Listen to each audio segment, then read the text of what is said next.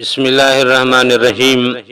اللہم صلی علی محمد وعلی آل محمد کما صلیت علی ابراہیم وعلی آل ابراہیم انک حمید مجید۔ اللہم بارک علی محمد وعلی آل محمد کما بارکت علی ابراہیم وعلی آل ابراہیم انک حمید مجید۔ رب اشرح لی صدری ویسر لی امری واحلل عقدۃ من لسانی یفقہوا قولی۔ السلام علیکم دوستو، میں ہوں ایک عام سا مسلمان فقیر معصوم وارسی۔ دوستو، بچپن سے والدین نے، رشتہ داروں نے، استادوں نے، علماء نے، الغرض پورے معاشرے نے یہی بتایا ہے کہ اللہ سب کا خالق ہے، مالک ہے، پوری دنیا اس کے قبضہ قدرت میں، فرشتوں کو، جنوں کو، انسانوں کو، دھرتی آسمان کو اللہ تعالیٰ نے پیدا کیا ہے۔ سورج، سیارے، ستارے بھی اللہ تعالیٰ کی قدرت کی چھوٹی سی مثال ہیں۔ وہ بڑی عظمت والا ہے، بڑی شان والا ہے، وہ رحیم ہے، وہ کریم ہے، عزیز و جبار ہے، وہ غفار و قہار ہے۔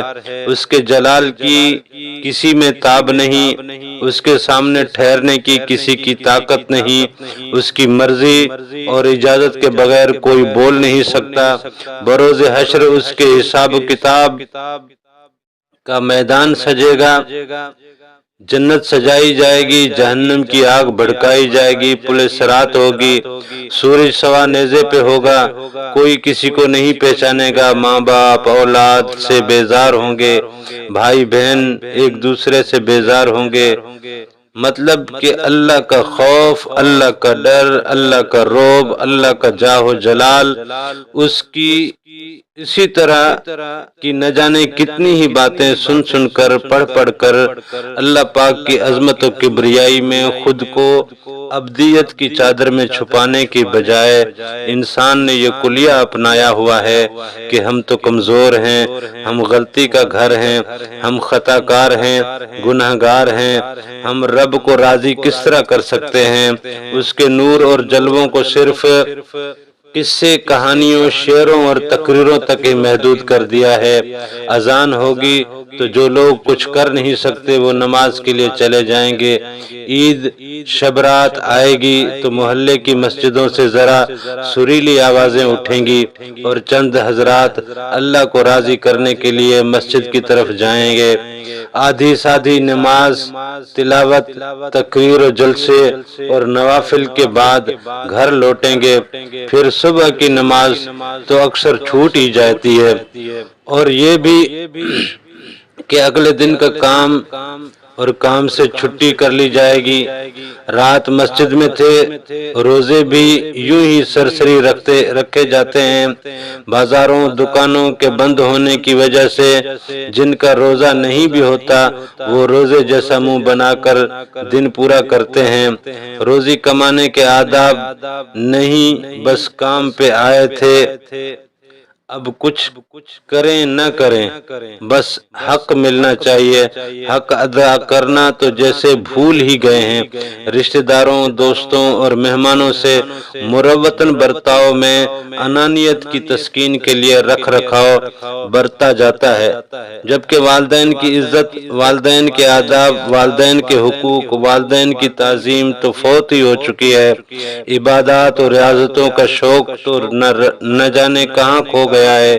بندگی کرنا تو دور، ابدیت کا مفہوم ہی بھول چکے ہیں۔ جس فخر اور ناز سے مالک نے انسان کو خلق کرتے وقت فرشتوں کے سامنے خلافت کا اعلان کیا تھا، حق تو یہ تھا کہ ہم اپنے مالک کا مان رکھتے، اس کے اعلان خلافت کے تقدس و احترام میں خلافت کی معراج پاتے۔ جس عشق و محبت میں اس نے انسان وجود میں اپنے انوار کو بسایا، سارے اطراف میں اللہ پاک نے خود کو پرویا، انسان بھی اسی عشق کا بدلہ عشق سے دیتے۔